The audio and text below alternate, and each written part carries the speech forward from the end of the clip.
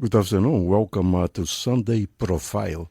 Today we are getting to the word and celebrating the 60th anniversary of the most iconic bossa nova album ever released. GetzGilberto, recorded in 1963, released worldwide in 1964 by Verve Records, and awarded with 4 Grammys, plus 6 other nominations in 1965.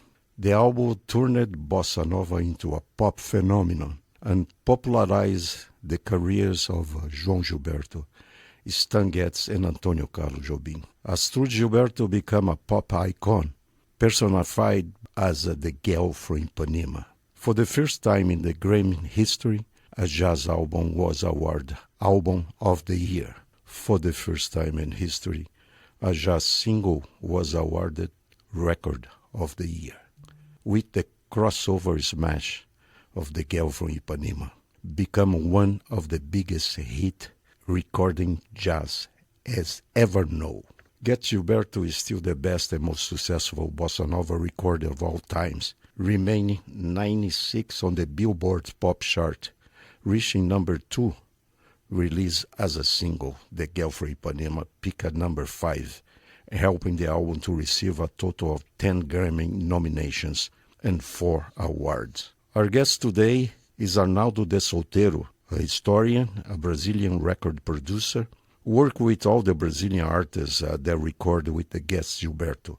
João Gilberto, Antônio Carlos Jobim, Astrud Gilberto, drummer Milton Banana, and bassist Sebastião Neto, as well with the album producer Creteiro for 20 years. Mr. DeSouteiro was responsible for all the CTI range shoes in Japan and also worked as a tailor creative consultant in the USA, supervising the CTI releases on CD format in the USA by Sony Music. He has also worked compilations such as the best-selling series A Trip to Brazil, Brazilian Horizons, CTI Acid Jazz Grooves, and Jazz Club.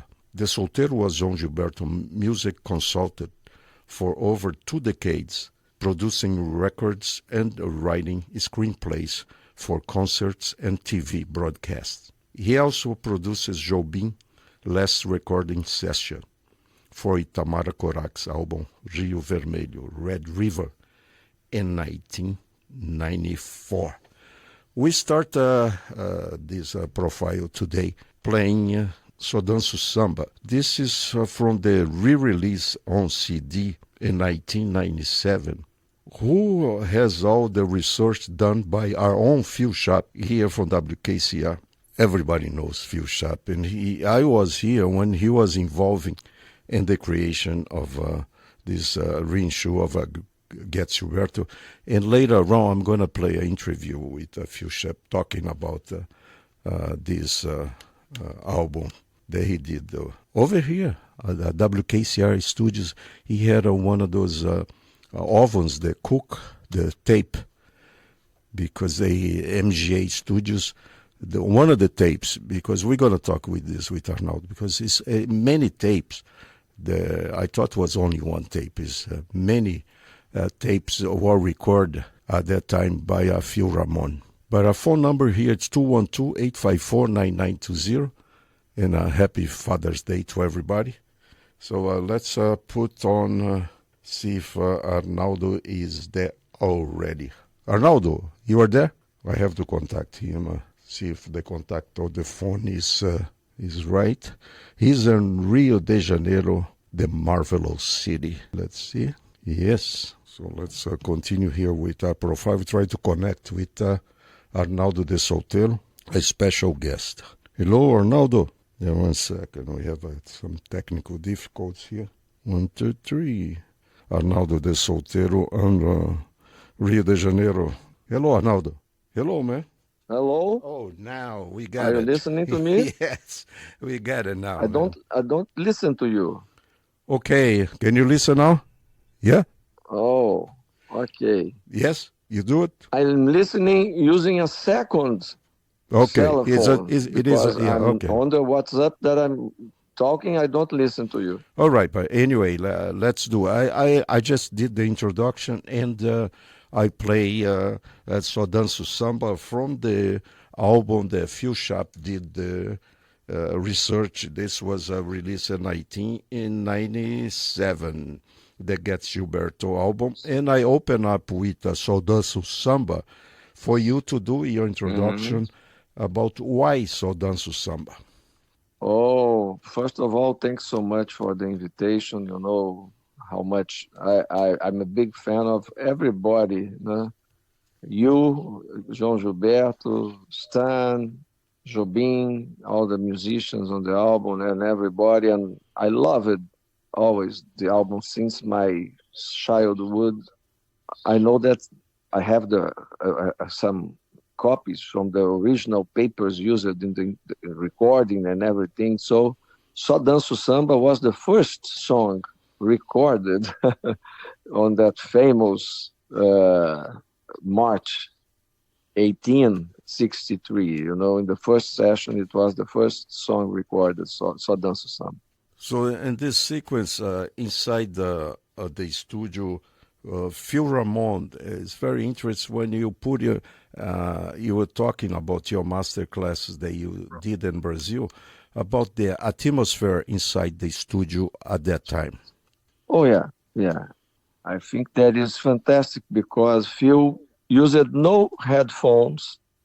He tried to do create a very intimate atmosphere for the musicians in the studio at A&R Studios. And using no baffles, no separation, and Stan Getz facing João Gilberto and Antônio Carlos Jobim while performing. And Jobim was on the upper left side of the studio on the piano. So he really created a mood like if they were performing in a nightclub. That's awesome, fantastic idea, because it reflected on the music, on the way it was recorded. Let's continue with this GetzGilberto celebration here of the 60 years of the release of the album.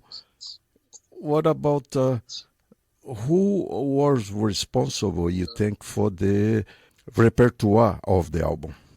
Oh, I think that was basically João Gilberto, and of course Jobim also had some suggestions, but the person who decided to mix the bossa songs like Girl from Ipanema and Desafinado with old sambas like Doralice by Dorival Caymmi, and O Grande Amor by Jobim, and also especially Pra Machucar Meu Coração, né, by Ari Barroso. It was very interesting, mix, and they had a little preparation in some rehearsals that took place at Carnegie Hall. So when they arrived at the studio at A&R, they were already with a sound and with a concept, and that was Creed Taylor's idea also, of course, that he needed to have a saxophone master or a jazz soloist playing with the Brazilian musicians. That was the great idea of the whole thing, that to put them together. So Creed Taylor had already one hit in his hand with the bossa nova, with the jazz samba album with Charlie Bird. He talked to you about he already had in mind to record another bossa nova album. Oh yeah, of course. And Creed told me sometimes there are versions that he wasn't at the Carnegie Hall personally, but he told me that soon after the Carnegie Hall concert, he decided to sign the most important Brazilian artists at that time, and that they were the ones who impressed him more than everything. Luiz Bonfa, of course, Jobim, and Gilberto. Luiz Bonfa because of the Black Orpheus soundtrack that had already been a hit, and the movie was a global hit. That explains why the first Brazilian artist that worked with Creed Taylor was Luiz Bonfá in '62. In December '62, they recorded Luiz Bonfá's first album for Verve Records. That's titled Luiz Bonfá Plays and Sings Bossa Nova. The composer of Black Orpheus plays and sings Bossa Nova. And he recorded with the members of the Oscar Castro Neves Quartet that had backed him at the Carnegie Hall concert in November '62. And at the suggestion of Creed Taylor, he had Lalo Schifrin doing the arrangements, the orchestral arrangements. And of course, that was followed by the second Bonfá album with Getz in February '63, and with Jobim guesting as pianist and rhythm guitarist in some tracks. The famous Jazz Samba Encore that was also very successful. The album spent 3 months, 11 weeks on the Billboard Pop chart. And it's interesting also to note that Maria Helena Toledo was the first singer that recorded with Stan Getz, because it happened on the session with Bonfá in February '62, 1 month prior to Astrud Gilberto. Talking about the tapes, I have the box set of the Verve release in Germany. There is, I think, 4 LPs, vinyls. And I'm interested in how many tapes they record at that time, because they have this restoration did here by Phil Schaap. There was the MGM tape that they found on the vouchers of MGM when MGM was on fire. How many tapes you think were recorded at that time? Master tapes. Yeah. Speaking of recording tapes, at least 2 tapes exist, because Phil Ramone decided to record simultaneously on 2 machines at the studio.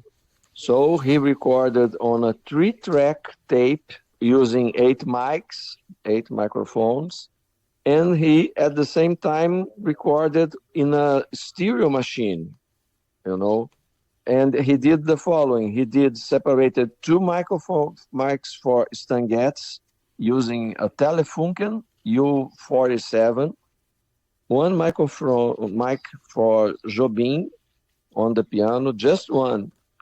1 mic for Sebastião Neto on the bass, 2 mics for Milton Banana, just 1 overhead for the drums and 1 on the snare, and 1 mic for João Gilberto, positioned between the voice, the vocal, his face, and the acoustic guitar. And of course, when Astrud Gilberto participated on 2 tracks, he added 1 microphone for Astrud. And he used it to mix and recorded everything in double speed, what explains the great quality of the recording sound.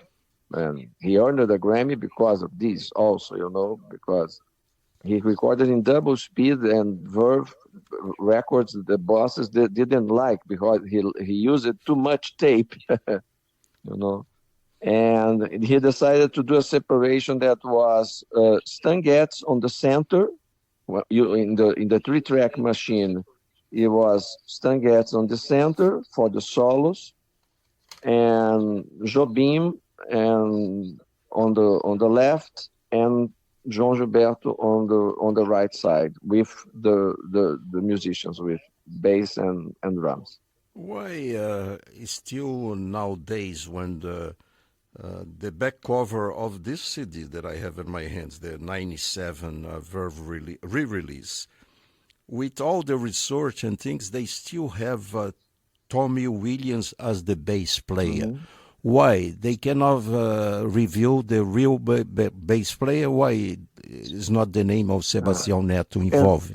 And other mistakes. Other mistakes, because the original album, everything starts with the original album. That was that beautiful gatefold cover, and I love the liner notes that were also nominated for for the Grammy. Jobim and João Gilberto and Stan Getz were nominated because of the liner notes, along with the liner notes by Gene Lees. And the musicians are mentioned on the liner notes. But Creed Taylor had to do it in a very subtle way, because the American Federation of Musicians was acting aggressively, in a very aggressive way, against the musicians, Brazilian musicians that were trying to work in the United States at that time.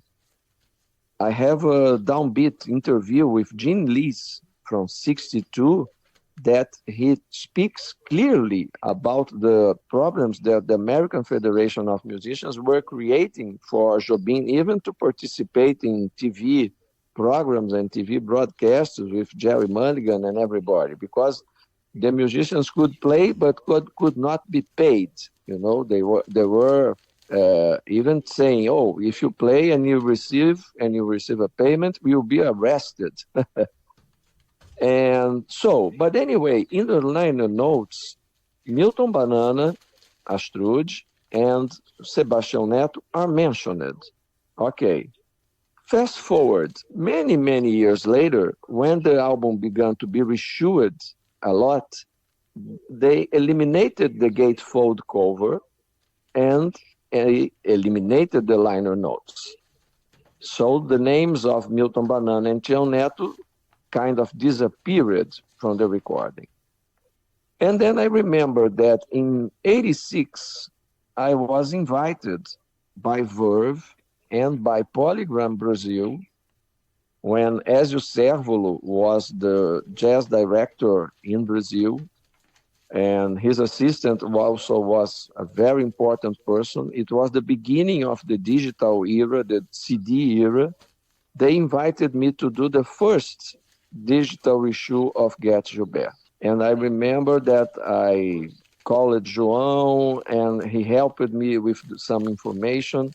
And we prepared a beautiful press release that was printed like a small book, a 4-page booklet that was distributed to press and to everybody, along with the CD that was made in Germany, but because there were no factories in Brazil, but it was also released on vinyl that was pressed in Brazil. So until '86, everything was corrected, you know, regarding the information of the musicians. But I don't know who started this crazy thing that they started to say that Tommy Williams was the bass player. And it's sad, because this beautiful reissue that you mentioned, that is the '97 one on Verve, that has been Ben Young and Michael Lang and Phil Sharp. But the problem with keep mentioning Tommy Williams, because they don't know about Sebastião Neto, sorry, you know. And then I remember that in '88, I was invited by Verve once again to do a compilation series called A Trip to Brazil. And then, of course, to celebrate the 40 years of Bossa Nova. And then for the first time, once again, I, of course, included one of the tracks was The Girl from Ipanema from the GetzGilberto album. And in my liner notes, just before the info of the track, I corrected everything. So I think that even in the English Wikipedia, there's a reference that I was the person who cleared the facts, you know, that once again I said, man, no Tommy Williams, please, you know. It's the bassist is Sebastião Neto and the drummer is Milton Banana, because they were essential for the success of the album. I think that this album is so perfect and it was so perfectly conceived and performed that one person different there would change completely the sound. You know, Tião Neto played in a very unobtrusive way, very subtle bass player, very few notes, you know, like Ron Carter maybe would have done. Milton Banana played very soft, like João Gilberto asked him to do, and Jobim very economic on the piano, like almost a single note, and sometimes improvising on block chords in octaves. And Stan Getz very lyrical, trying to do his best to adapt his sound and his style to the Brazilian musicians.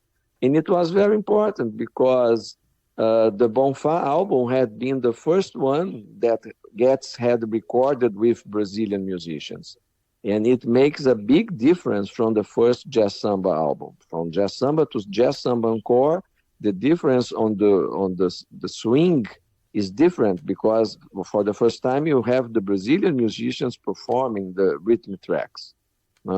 And then with GetzGilberto, I think that was the perfection was achieved because they were a really superheroes and a super fantastic quintet. It's unbelievable what they did, what they achieved there. And the atmosphere, the mood, and João Gilberto intonations, and his vocal, the quality of the sound that Phil Ramone was responsible for, and of course Astrud, that she was the ice on the cake, to say the least. So let's play the second track that we're going to play now. We play first Danço Samba. That was the first recording at the studio at that time. What is the second one that you think? Oh, curiously, the second one was Garota de Ipanema, was Girl from Ipanema. Oh, that's incredible. And then becomes the story. I don't know if you want to talk about the story now or later, no? But the fact is that the Norman Gimbel lyrics were already prepared. You know, since Creed Taylor had listened to the song, he felt that the song was great and that they deserved English lyrics. And of course, Jobim was already connected with Norman Gimbel, so Norman Gimbel provided the English lyrics. And the only thing that happened was that João Gilberto didn't want to sing in English. That's what he told me, you know. The story may be different, maybe, but what he told me, and after 20 years of friendship and working with him off and on as a freelancer, was that he had the lyrics and he thought that it was a great idea to have Astrud Gilberto singing the lyrics because she was very fluent in English, at least for Brazilian standards at that time. And she was working with him, assisting with him in New York. Of course, they were married, they were in love, but Astrud was helping João Gilberto a lot. She traveled with him to the Carnegie Hall concert and stayed with him there. And he liked rehearsal. You know, he did a rehearsal, an intimate rehearsal at the hotel with Astrud. And said to her, okay, during the recording sessions, I will suggest that you could record the English lyrics and let's see how they react, you know. Some people say that Stan Getz was in one of these rehearsals in the hotel. But then they had the rehearsals at the Carnegie Hall. And then, of course, I think that the suggestion was done, but Astrud wasn't in these rehearsals.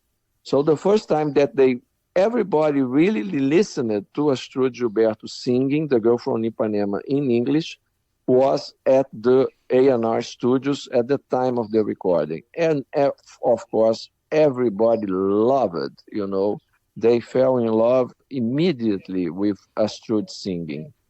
Getz thought that would be great, and Jobim was a little surprised, but said okay. And Creed Taylor, of course, said, "Oh, fantastic! Finally, we can have someone doing the English lyrics," because he was planning to give the song to Sarah Vaughan. It's a long story, you know. Phil Ramone says that he wanted Sarah Vaughan to record it first, you know, but Sarah didn't want to sing the girl. She wanted to sing the boy from Ipanema. So Astrud did it, and it was, I think, one of a kind phenomenon in the industry of music, because it was her first recording ever, you know, and it's so beautiful, it's so charming, you know, it's so seductive, it's so musical, you know, and it's perfect, you know. And then later, of course, we have we have to talk about how Creed conceived the singles that he featured more Astrud Gilberto than João Gilberto on The Girl from Ipanema, etc.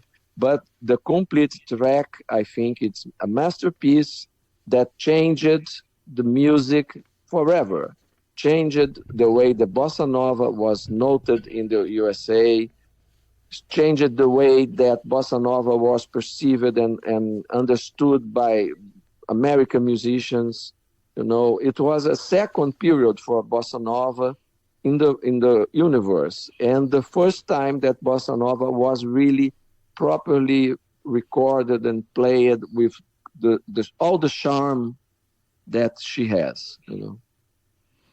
Okay, I'm going to play The Girl from Ipanema from a different format on vinyl, on LP.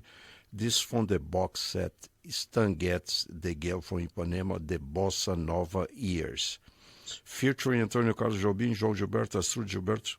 And this album has 5 albums on this box set that was released in 1984 by Polygram Records and Hanover, West Germany. This is all released by Verve on Germany. Right? So you can see the difference. Like Arnaldo said about the set of the microphones, where was on the right side, on the left side of your stereo. You were in tune with the Sunday Profiles, with the music of the GetzGilberto album, WKCR FM New York, WKCR HD, and we are talking with Arnaldo DeSouteiro, the historian, record producer who works with Jobim, João Gilberto, Milton Banana, and many people involved with the GetzGilberto album. He's on the line from Rio de Janeiro. So let's put Arnaldo again and talk about the way I felt when I first interviewed Creed Taylor, and I think it was in 98, and I talked about that before, analyzing the whole process. There really was Creed Taylor was the man who have the lucky man, the package, the bossa nova for the whole world. I give him this credit because a lot of people, let's talk to Arnaldo. He also analyzed this situation and worked for Creed Taylor for more than 20 years. Talk about Arnaldo. Oh, I agree perfectly with you, totally with you, Jassvan, because Creed Taylor was really a visionary producer, and he worked in a very high standard level, in a very high level. And sometimes it would be interesting for us to remember how was Bossa Nova at the time that Creed Taylor entered the scene, because Bossa Nova officially started in 58, with the great albums that João Gilberto made in Brazil, that fabulous trilogy of albums that had been already released in the USA.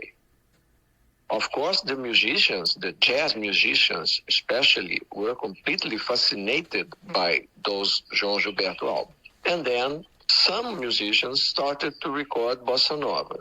some of them in USA, and some then even tried to come to Brazil to record bossa nova, like Herbie Mann, that did a very good album, by the way. It was one of the best ones, called Herbie Mann does the bossa nova, do the bossa nova, something like that, with Antônio Carlos Jobim, and Dom Romão, Luiz Carlos Vinicius. It was recorded in Rio because he was very close to Nesui Ertegun, and then the people at Atlantic gave him a license to come to Brazil and record, and it was a very expensive album, by the way. But what happened in the market didn't reflect the quality of the music. I mean, sometimes even when the albums were good, we had poor sales of those albums. Nothing had happened in terms of sales with the João Gilberto albums that are masterpieces. Nobody's discussing the musical quality of those albums. But something was missing for it becoming a product, when art becomes a product also. And some people think that is a kind of heresy when we say that, because, art, of course, but art can become a product without not being an art anymore. You can still be an artistic thing and of high profile, high level, but you need sometimes something additional to become a good product. And Creed Taylor was the guy that really did the connection. Before him, we need to credit two people that I love because they were my friends, two great DJs that were Paulo Santos in Brazil and the great Felix Grant in Washington that used to have a very famous jazz program in Washington. It was the connection of Paulo Santos and Felix Grant that started everything regarding bossa nova in the USA, because it was Paulo, who was a DJ in Brazil.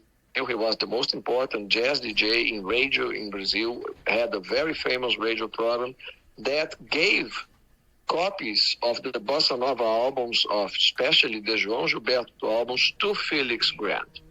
And then Felix Grant lived in Washington, and he was friends with Charlie Bird, that was working as musical director at a place called the Showboat, a famous nightclub where Stan Getz used to play. So during one of these engagements at the Showboat by Stan Getz, Charlie Bird and Felix Grant introduced him to João Gilberto albums. That's how Getz became involved. And then Getz tried to do the first recording, suggested it to Creed Taylor. He had just did a beautiful album called Focus with arrangements by Eddie Sauter. That was the first album that he had done with Creed Taylor in 1961 with Roy Haynes on drums. Beautiful album with strings, a string quartet.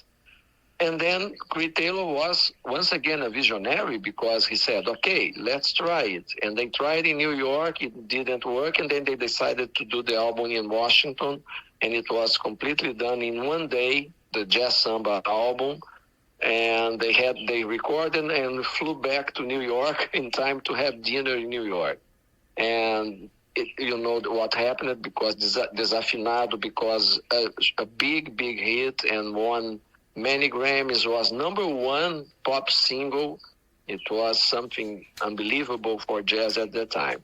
So really, Creed Taylor and Stan Getz are people responsible for putting bossa nova on the world, on the map of the pop music, of the jazz world, and the biggest influences, because then musicians and audiences finally listened to bossa nova as it should really be played. And that's what was the impact of the listener for João Gilberto. And also we must think that when Phil Ramone is hired as an engineer, because he was one of the favorites of Creed Taylor, he recorded it so beautifully that for me, for example, I prefer the way that, because the voice that was recorded, then the recordings of Brazil, they are far superior in terms of technical qualities, and it's fantastic. And it was Creed, because it sounds, and we have the musicians in top form, because João Gilberto he was already a genius. The man was born a genius. But I think that in '63, when he recorded the album, he was even more mature. He was even more genius than 5 years before, earlier. And the same with Jobim, and the same with Milton Banana, and the same with John Neto and everybody. So Creed Taylor, really, in the way he packaged the albums, I think, I say in terms of visual aspect, the art design, the album design, the decision to use the paintings by the great Puerto Rican painter Olga Albizu, the vision, the complete vision. He had the vision of the market. So really, we have to take the hat off to Creed Taylor. Nobody's perfect. Nobody's perfect. Creed had other problems, and Stan and João, everybody. But they were great producers and great manufacturers of the bossa nova art. Okay, I'm going to play now track number 3. This the GetzGilberto, Pra Machucar Meu Coração. This interest also on the history of Ari Barroso. Ari Barroso was one of the greatest composers. There was Antônio Carlos Jobim really loved and was an inspiration to him, the music and the maestry of Ari Barroso. And they say that Ari Barroso was in bed at that time. He was sick at that time, right? Yes, he was sick at that time, and he wasn't one of the first persons that liked the bossa nova. He had a kind of reaction and everything. But João Gilberto was so fascinating people that Ari Barroso became completely fascinated with him and everything. And it's interesting because if you read the liner notes carefully, everybody that could have the chance to read the original liner notes of the album, especially the ones by the liner note set written by João Gilberto, there's a reference that as soon as the album became ready and he wanted to play it for Ari Barroso had just died, So let's play Pra Machucar Meu Coração. This is the Sunday Profiles playing the GetzGilberto. Is 2:52 p.m. and happy Father's Day to everybody. This is WKCR FM New York 89.9 on your dial. This one, Mike. Yeah, that was the very first one. That was the Grammy Award for producer and best album of the year period was Bossa Nova. It wasn't even at this point the Bossa Nova terminology hadn't been introduced. It was, I called it jazz samba because I didn't know from Bossa Nova. Right. And that's why it's jazz samba. So at that time you produced jazz samba. You were already being Rio, or no? How you got the connection with Charlie Bird? Charlie Bird had been, it's a pretty well-known story. Yeah, actually, right. That the State Department had booked him on a tour of Brazil, and he brought back all this music and brought it to Stan Getz and myself, and his rhythm section had rehearsed it. And Stan and I hopped on a shuttle from New York to Washington, D.C., went in at 12 o'clock, came out at 5 o'clock, having finished the whole record, and Stan had never played with this group before. And everything was one take, and everything, by the way, was 7.5 RPM Ampex.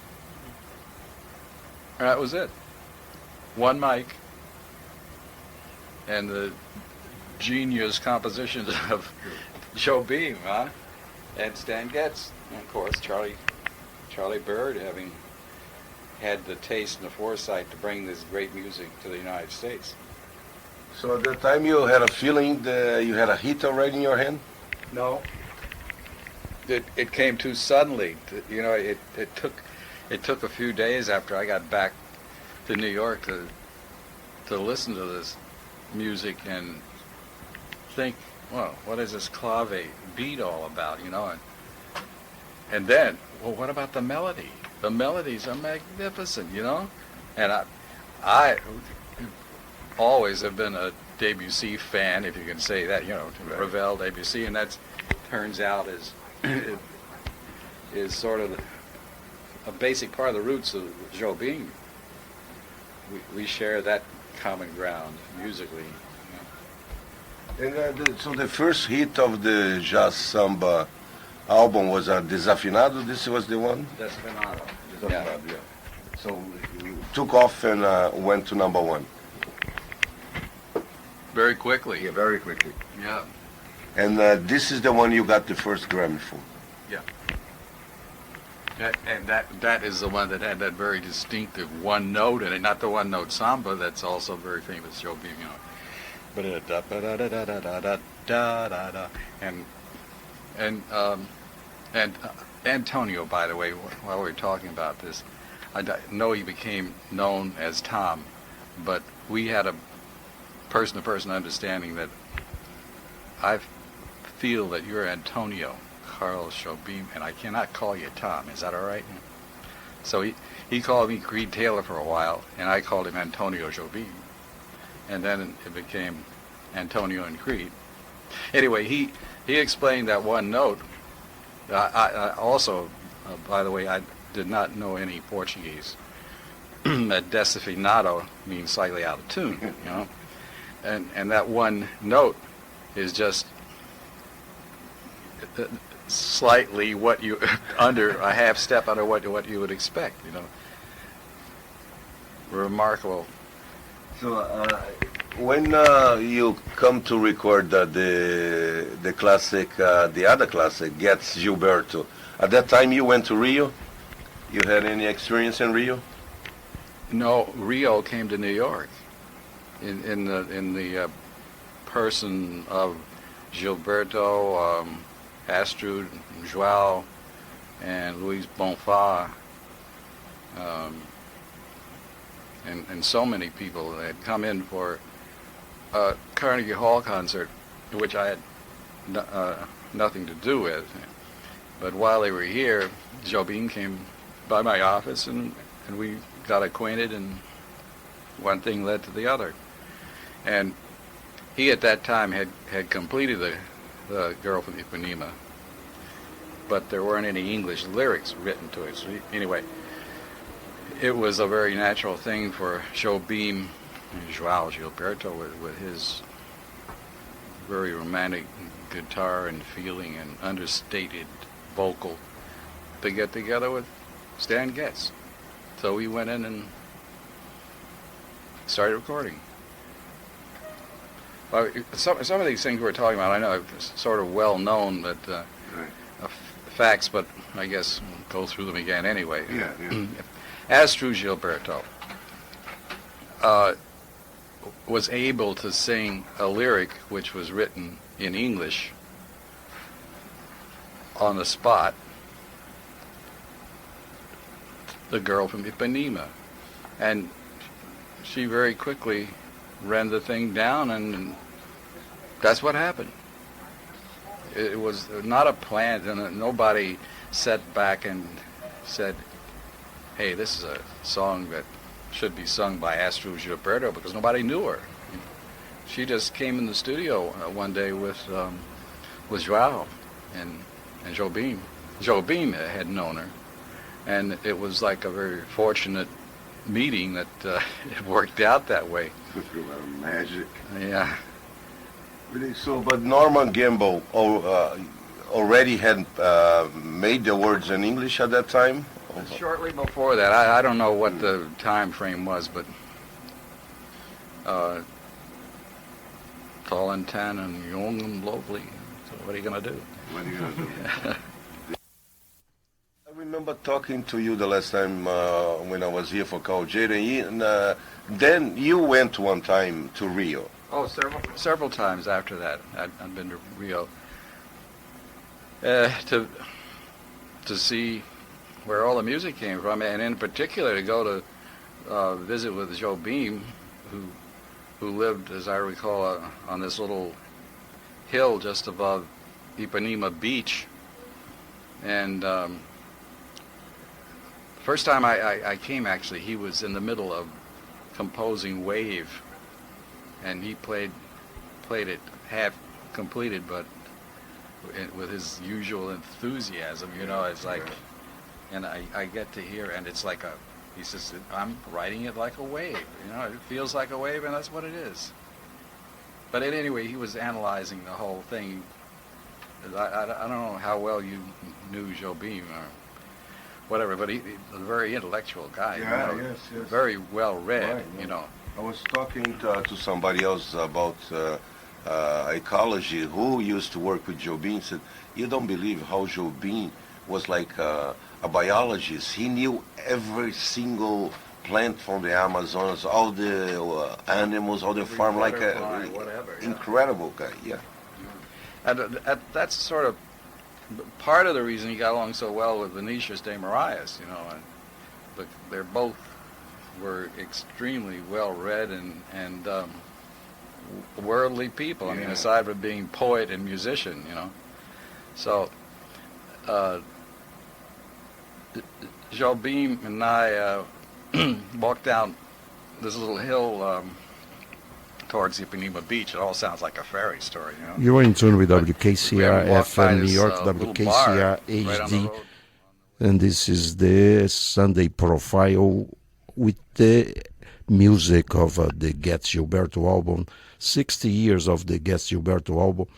I was just playing a couple tracks of the interview I did with Creed Taylor. This was in the year 2000 for the Antonio Carlos Jobim Fest that we do here every year on January the 25th. But right now we have on the line Monica Getz, the wife of Stan Getz, and she has a new release. It is on Impacts, a beautiful box set of 2 LPs and an incredible material.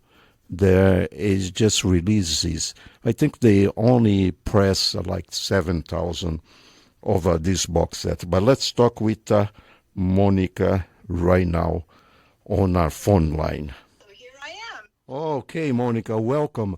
Bem-vinda at the celebration of the 60 years of the GetzGilberto. And talk about first about the Impacts release, please. Well, the Impacts release came about to tell the true story of what really happened and how the album was made. And it's interesting how history changes. I would like to compliment Arnaldo for setting them straight about the bass player and the drummer on the original record. Of course, it was Sebastian and Milton Banana. And how crazy history can change by people making mistakes. Arnaldo, I want to ask you something. How old were you in 1963?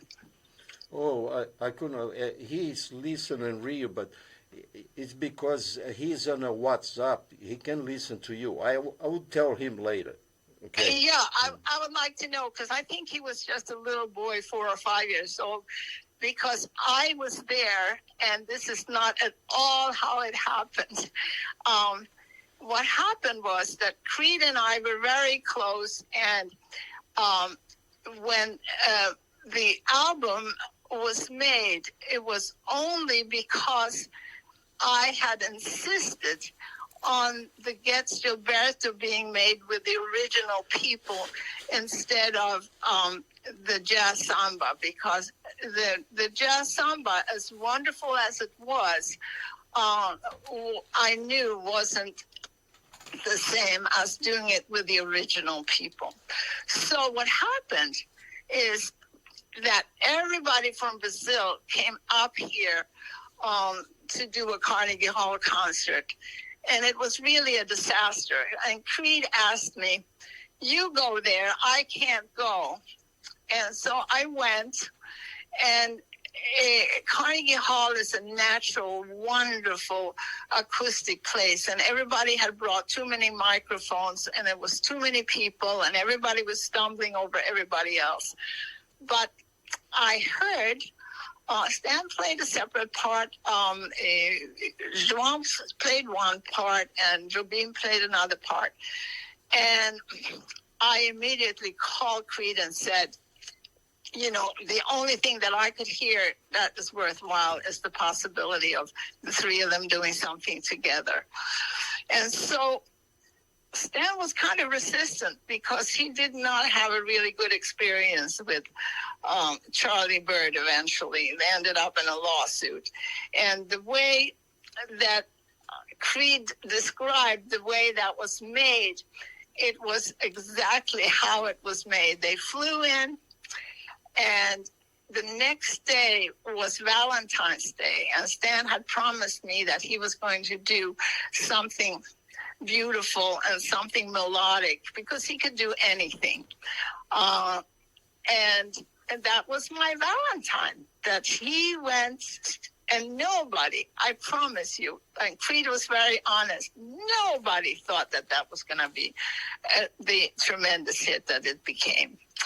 I was in Sweden at the time, and he sent me the tape, and I played it for my grandmother in Sweden, who he also had sent me the Focus tape at the same time. None of them were released at that time. And my grandmother was very polite about Focus, although that was a very classical kind of thing with strings. But she got up and danced, very dignified countess in the castle. And I knew there was something basic about the Jazz Samba album that could be a tremendous hit. So when I came back, I was in Sweden having the baby. And when I came back with the children, we had this invitation to go to Carnegie Hall. And there I spoke to João, of all people, and João and I just hit it off tremendously. And I went to his hotel room where Stan and I were waiting for several hours. João was a very unique person. And so Stan gave me taxi money to get home, and he took the car and drove. He couldn't wait. So I was just about to take a taxi home from New York City out to Irvington, where I live. And he called downstairs, and I went upstairs, and there he was in a room that looked like it had been hit by a helicopter.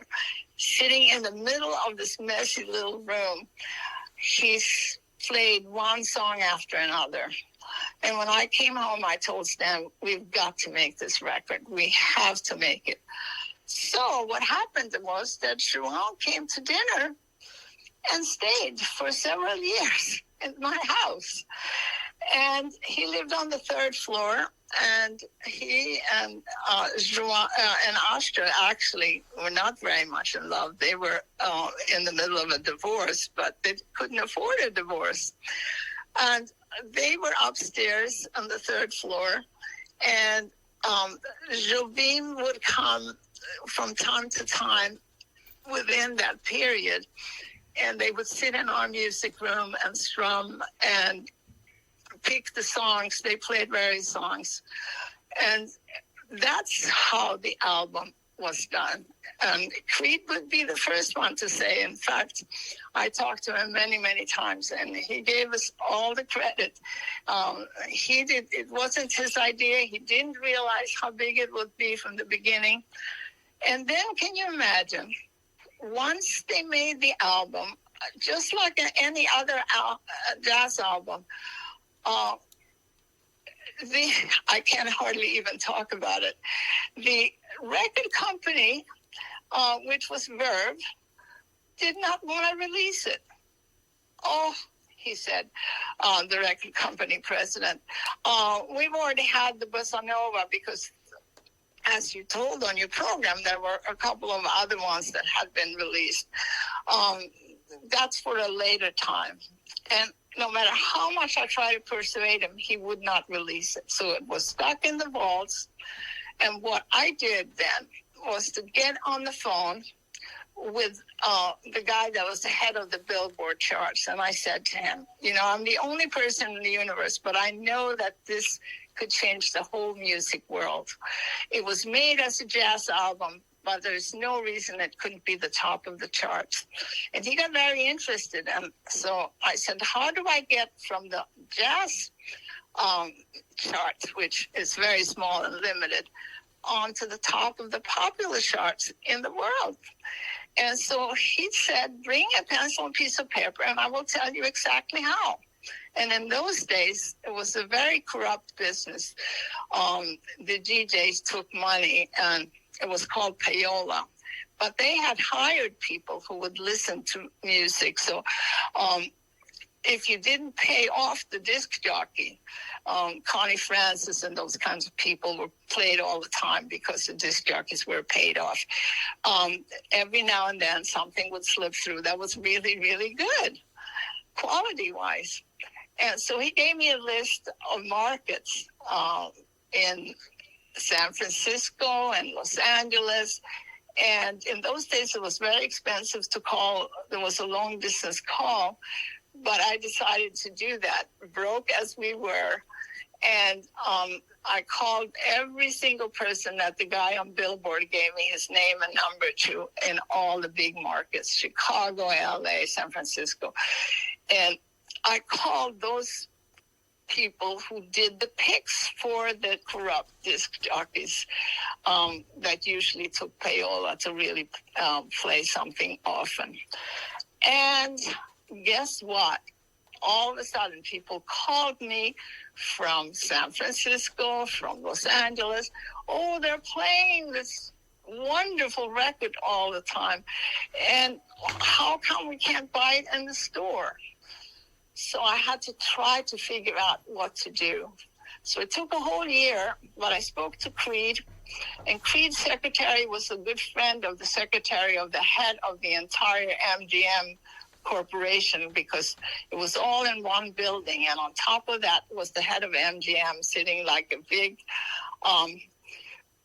honcho with his feet on the desk and smoking a cigar. And I got an appointment. I had my little 45 record player, I think it was, and played the single that Creed and I had put together on this particular record. And on the backside was So Danza Samba, I think, with Stan instrumentally. And he said, oh, but I've already heard that on the radio, on my limousine on the way in here. And I said, yeah, it's a big hit on the radio, and you're not selling it. And he says, why? And I said, because the bonehead down in the record company doesn't think that it should be released. And he said, took a long look at me and said, do you want this job? And I said, no, I'm in my 20s with children to raise, but if you can get the record out, would be great. He said, consider it out. By the time I took the elevator down to Creed's office, I said, it's going to be out. And we just cheered and just couldn't believe it. And immediately it got out. It got so much airplay everywhere. And then came the Grammys were coming up. And so I spoke to the very grouchy now head of Verve Records, who was beneath the MGM. And it felt very insulted that I had gone over his head. And so he said, well, it's not going to win any Grammy because Hello Dolly is out there, and Columbia has the hold on who votes on the Grammys, and then the Beatles had just come out also. So you can forget about the Grammys. And I said, no, I'm not going to forget about the Grammys. So guess what? I got together, and the packaging that you said, that was me. I wrote the liner notes by Gene Lee's. I asked him to write the liner notes about the whole album, but there was a segment that was signed by Stan. It was a segment that was signed by João. And I wrote all of that, and it was so interesting on your program to hear it read back to me, because I had to laugh. That I was all writing on my little typewriter in those days. And then what happened was that we went to the Grammys, Creed and I brought Astrid, who was living at my house at that time. They were so poor. We were all quite poor. And everybody was gathering around Barbara Streisand and the Beatles tables. And Creed and I and Astrid sat there a little forlorn. But I remember Johnny Carson came by and gave me a big hug and said, "You guys are going to win this for sure." But I think Johnny Carson and I were the only ones who had confidence. But I had some kind of quiet confidence. Stan didn't want to go because he was ashamed. He took pride in not being commercial, and he thought that it would look like he wanted to be commercial. But that album was made completely, purely as a jazz album, and it is fantastic that it did so well.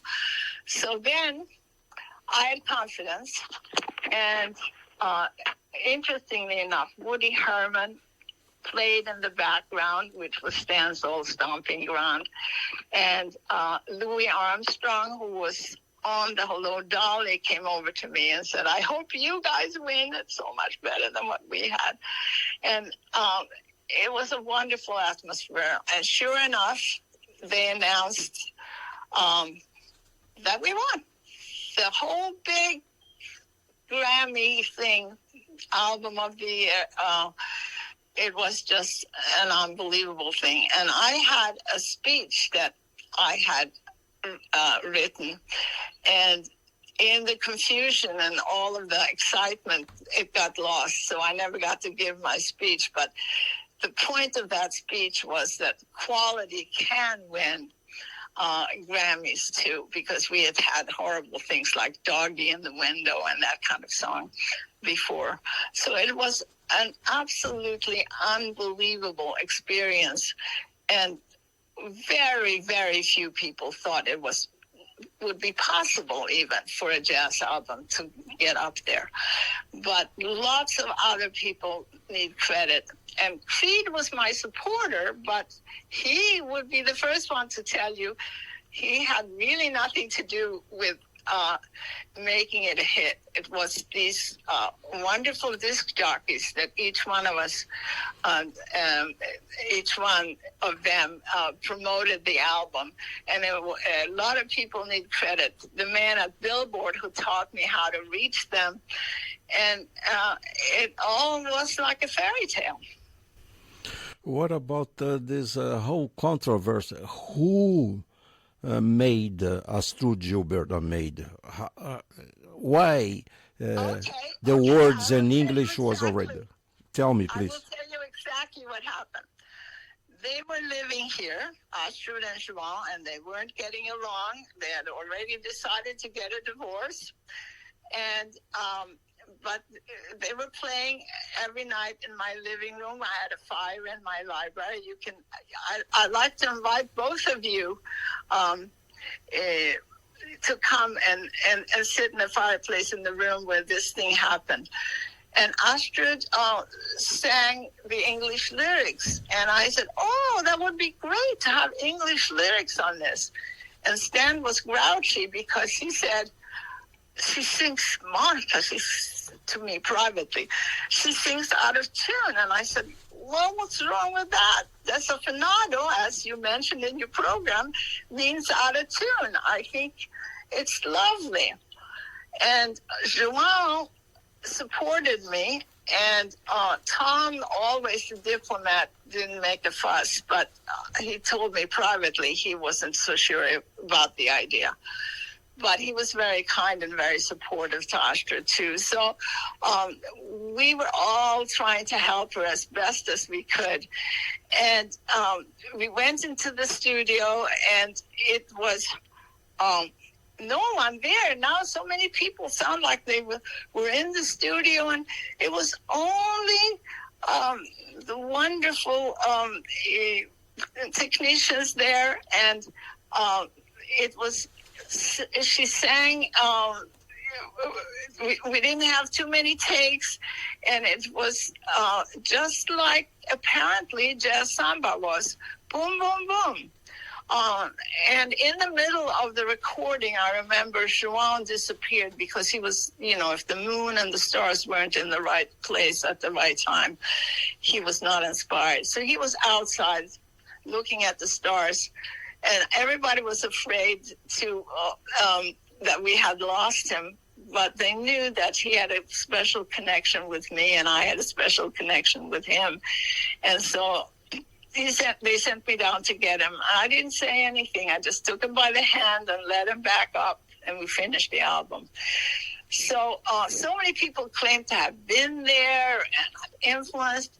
And the nicest and the most gracious person about this whole recording and what happened was Creed, actually, because Creed always gave me the credit. Creed was always so sweet and gracious and highly intelligent and not pushy at all. So I would like to respect Creed, but Creed offered me at that time, he said, do you want to have credit as a producer? Because it was in fact produced in my house by me and putting all the best songs together. But Creed had a big role in it too, and it was a wonderful joint effort. And it still, when I think about it, it brings tears to my eyes. How a miracle was created by these wonderful musicians just getting together, thinking of the muses, not thinking about the market, just doing the most beautiful music they can. They were enamored with one another. And these three individually very difficult people, there are endless amount of stories of how horrible Stan could be or how horrible Jassvan could be. Jobim was the only one who was sort of a peacemaker, but it was amazing. And the Usher thing was just a throwaway thing. It was like, yeah, we needed somebody to do the English lyrics. It was a miracle. All right, and is really the controversy is still on, and this guy on the independent newspaper, he wrote in 2022, this is Martin Clinton, he made sure that she got nothing. Then the saddest story of Arnaldo Gilberto, the face of Bossa Nova. It's a complete lie. It's a complete lie. Nobody got anything but exactly what they contracted for. And she was lucky to even be on the album. She was not in a position to negotiate anything. It was ridiculous. She got a career out of that.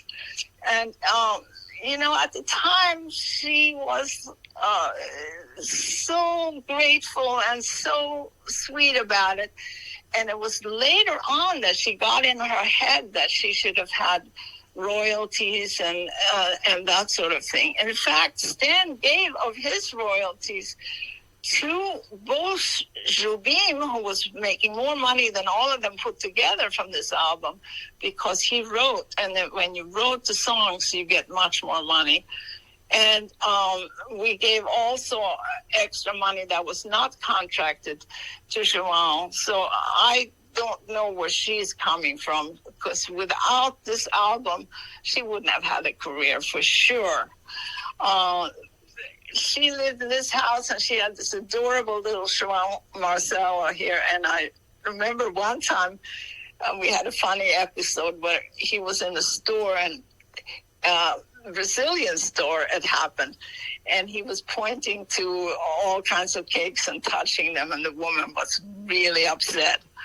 And then he turned to her, Astrid, and said, that woman is a puta, which is a horrible word in Brazil. I didn't know it. And the woman threw them out of the store. And when I got home, I learned that that is a really bad word. But apparently, João Marcelo had picked it up because they were arguing all the time. They were not deeply in love at that time. So it's a whole other different story than what I hear from you guys. But I was there 24/7. So if you want to know how really that album was made and how it happened, I have the real history. So I'm so glad that you set it straight about the people on the jazz samba, the bass player and the drummer, because that's terrible that the record company can't give credit to who did the music.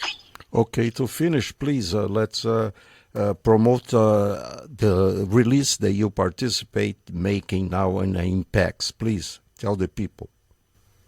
Okay, so the Impacts album is re-released, and it is sound-wise better sound than even the original tape. It's an exceptional thing, and it's a special release that has extended liner notes. It has extended pictures, and it's a very beautifully put together package. So if you can afford it, it's probably the best version ever made of João Gilberto's and Jobim's and Stan's music together, which somehow became magic, multiplied when the three of them. There was never an argument, never a bad word said between them, and that's very unique for these very temperamental guys, because the music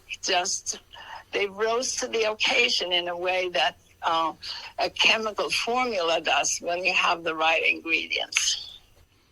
Okay, Monica, thank you very much for participating and talk about this iconic album, GetzGilberto, here on Sunday Profile. And I'd like to invite both of you to come here, and I will show you where it was made and where it was conceived and where it was produced, and I will tell you all the backstories, both of you, because you're so wonderful to contribute to this. So thank you very much. Thank you, Monica, once again. All the best. Have a great Sunday. Okay, thanks. You are in tune with WKCR FM New York, WKCR HD, WKCR.org across the universe, and this is the Sunday Profiles. And we are playing the music of the GetzGilberto album. We play Corcovado, track number 5, from the re-release of a 1997 CD on Verve. And we play once again by request Só Danço Samba, that we open up with Só Danço Samba as we talk with Arnaldo DeSouteiro, our guest for the day. He also explained that Só Danço Samba was the first recording of the album on the studio with Phil Ramone. O Grande Amor was the last track we played. This is track number 7. From the GetzGilberto album. But we are back, and let me get into the charts. You know, the Stan Getz Bossa Nova on the pop charts. The Billboard Hot 100 Pop Singles. Desafinado on Verve, and was released on 1962, June. He enters the charts 9/29/62 on the highest position reached was 15 weeks on charts was 16 weeks. The Girl foi Ipanema 4/64, March 64, and entered the charts on 6/64. In highest position was number 5. Weeks on charts was 12. Billboard top LPs Jassvan, 462, 91562 entered the charts, and the highest position was number 1. Weeks on charts, 70 weeks. Big Band Bossa Nova, 1062, 1222, 62 entered the charts. Highest position, number 13. And weeks on charts, 23 weeks. Jazz Samba Encore, 363, 51863 entered the charts, and was number 88 on the highest position, was 11 weeks on charts. The GetzGilberto, 364, 6664, and was number 2. In weeks on charts, it was 96 weeks. The 80s, amazing Stan Getz in the Bossa Nova charts, pop charts. And we are back with Arnaldo DeSouteiro, and let's talk about all this action on the chart. You listen again? Arnaldo, once again, let's see. Okay, man, you are on now.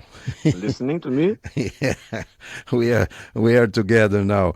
It was a beautiful day. It's a beautiful day. What I think it's impressive. Yeah. Tell me. It's okay. It's impressive to see this resume that you did of the charts, because you see a consistency, né? And numbers don't lie. Unfortunately, sometimes, but numbers don't lie. The bank accounts don't lie, and you see a consistency because since the first jazz samba album with Charlie Bird, you see that it was a hit, and then I think also that's always important. I refer to Luis Bonfá because Bonfá is a guy that is sometimes overshadowed today.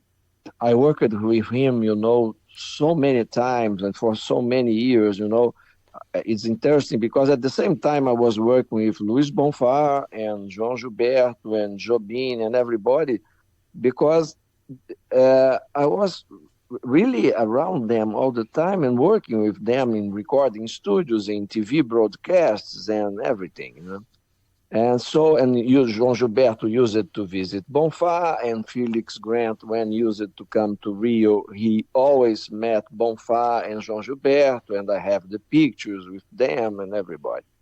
And it's interesting because sometimes the narratives that they used to tell me, they fit perfectly with one another, And you see that the first time that Bonfá played with Jobim and Stan Getz was in February 1963. It means 1 month before GetzGilberto. That's why I mentioned that the Maria Helena Toledo was the first Brazilian singer to record with Stan Getz. And it was the first time that Stan Getz played with Brazilian musicians because one of the drummers on GetzGilberto, on the Jazz Samba Encore, is Edson Machado, that couldn't be credited because of the same problem with the union. And also other Brazilian percussionists, and Don Payne, who was the guy who was close to Bonfá, also the great bassist that lent his bass player, his instrument to Sebastião Neto to play and everything. And I also was fortunate to meet Astrud Gilberto 3 times. One time with Luis Bonfá, one time when she performed with João and Jobim on the famous broadcast that we did for Globo TV Network in 1992. That was the last time that Jobim and Gilberto performed together. But the moment that I treasure more was one night that I was invited by Duduca da Fonseca and his brother in Brazil, Miguel, to a dinner at Miguel's house, who is a famous architect in Brazil. And Astrud was there, of course. And we I was supposed to have dinner and with Astrud, and I did it. But most of all, I took all my albums for her to sign, and she was very, very kind to me, and she signed all the albums, the Verve albums, the CTI album with Turrentine and everything. And so I asked her also some questions, and also the connections were perfect between the stories, And if you see, for example, I would like to mention 3 important quotes. On the liner notes that's on the original GetzGilberto, signed by João Gilberto, and that he told me that, I said this, and Astrud was the one who wrote this. And I said, I mentioned it to Astrud, and she said, yes, of course, because João didn't speak English, so I needed to write for him. That's why she mentions that João Donato was the first person that had showed Stan Getz records to João Gilberto in Brazil. I think the liner notes are very, very interesting to read, and that's why you can notice that they were written after Ari Barroso had passed away, because he passed away on one day, and João Gilberto, the liner notes appeared in the second day and everything. And I have the following here.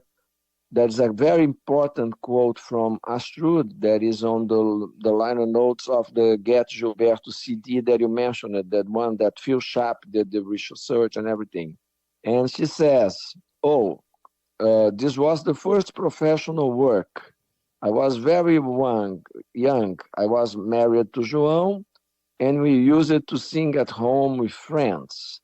I came to the USA with João to be his translator and attend to his needs.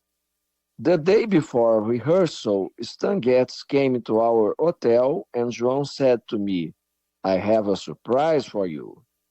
As we was talking with Stan, with me as an interpreter, João said, I think Astrud could sing at the recording. And then she compliments saying, I sang Girl from Ipanema for Stan Getz. And he said, yeah, that's fine with me. I had known him already a few weeks. And at the studio, after we listened to the finished take, Stan looked at me and said very emphatically, that song is gonna make you very famous. And I was not a professional singer. I thought the song was beautiful, but I had no plans to follow it up.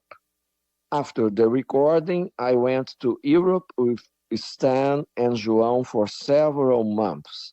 We returned to the States on the day that President Kennedy was killed. So it's interesting because for Astrud, she was in a hotel, and then João showed the lyrics and everything. And I also was friends, as you know, with João Donato, worked with him many, many times. And we were friends for over 40 years. And João was the first pianist when Astrud, as soon as the GetzGilberto was done, and before it was released, Stan Getz was so fascinated with Astrud that he invited her to tour with him. And then they recorded a beautiful album that's called Getz Oh Go Go. It's the one that was recorded live at the club with Rudy Van Gelder and everything. And they were on tour. But by the end of the year, by the end of 1964, Astrud wanted to establish her solo career. So her manager at the time was Monty Kay, that I also had the pleasure to meet, introduced by Flora Purim and Ayrton Moreira to him. Monty Kay was the one who paid like kind of extra money to have Astrud have her independence, from Stan Getz and start her own group. And the band, her first band was with João Donato on piano, and they recorded on January 65 the first album that is called Astrude Gilberto, the Astrude Gilberto album. That was her first release, you know.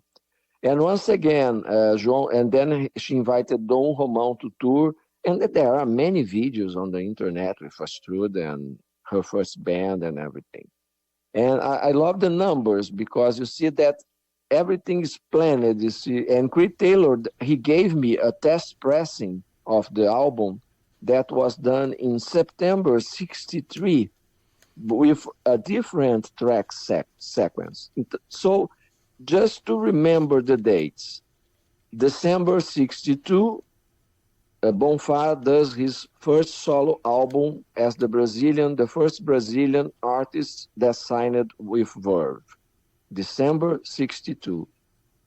February 62, Bonfá and Stan Getz team for Jazz Samba Encore that is immediately released and stays for 11 weeks on the top charts in Billboard, with Jobim playing on the album as a sideman and Maria Toledo singing. And then in March, we have on two dates, 18 and 19 March 63, the recording of GetzGilberto.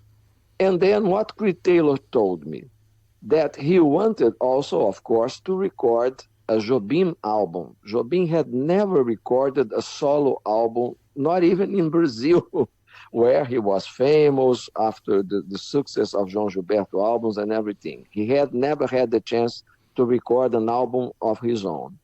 And then Creed Taylor decided to release the album. And it was recorded in May 63. And he told me that he saw so many beautiful songs. He was so in love with Jobim compositions that he wanted to introduce them all in the same album. That's how he called Klaus Ogerman to do the arrangements and everything, and Edson Machado is the uncredited drummer on the album. And the first song on the album is The Girl from Ipanema. So he had just released The Girl from Ipanema as an instrumental song. So for Creed, it didn't make sense to release soon after the album in 63, GetzGilberto. So he kept it. He was trying to do test pressings, changing orders and changing the sound and everything. And when we really felt that it was the good time to record, and probably influenced also by all the efforts that Monica Getz did with the radios and the DJ, that was a fantastic job. And the album finally came out. And then when it came out, it was a huge sensation because we had 96 weeks on the Billboard charts, peaking at number 2. Immediately, 2 million copies sold. And to this day, we have 300 issues of the album. I have the album even on Blu-ray, audio, and everything. And we need to talk, of course, about the Grammys. And another thing that is important, the last comment, is that if you take a look on the interviews that João Gilberto gave in the USA for Downbeat and other magazines, and also in the liner notes of the first João Gilberto albums that were released, the person that he seems that was his biggest idol was Jerry Mulligan. He was very close to Jerry Mulligan. And Jobim, too, you know. There are many programs, TV programs, the CBS show with Mulligan playing and everything.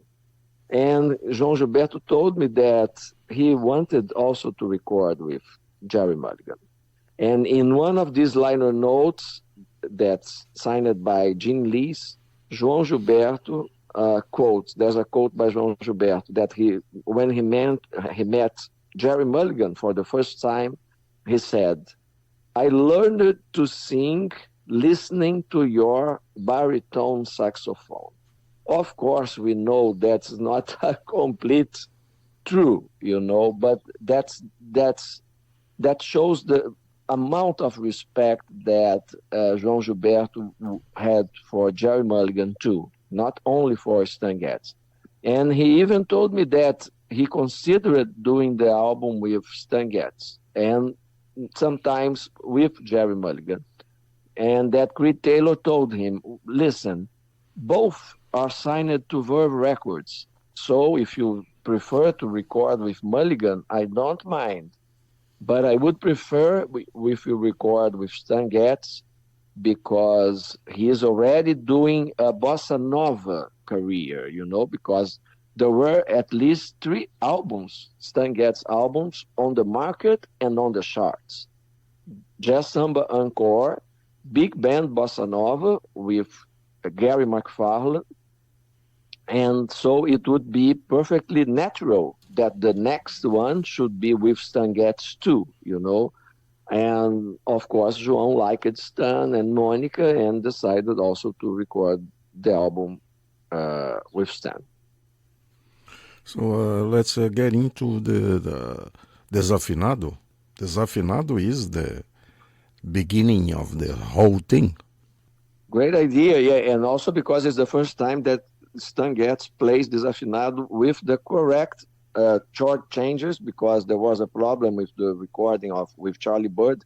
That is fantastic, of course, was a hit, but it's not the correct harmony of the song. And the first time that Stan recorded Desafinado backed by Brazilian musicians with the fabulous bossa nova beat of Milton Banana.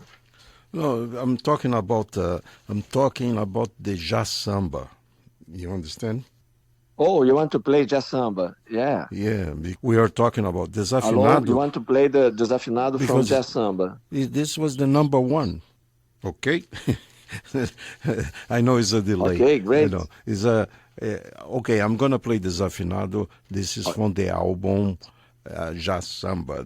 It is the album was the start the whole revolution, and then comes the GetzGilberto that we are talking about. But it's very important that Getz are involved in this album too with Charlie Beard. There was the man who brought the records to Creed Taylor to the U.S. Okay. You listen to Sunday Profiles. Arnaldo DeSouteiro is from Rio de Janeiro talking about he's a historian, record producer, the man who knows a lot about Brazilian music and this recording of GetzGilberto also. So let's continue here playing on vinyl. I'm going to play from the box set released in 1984 in Germany.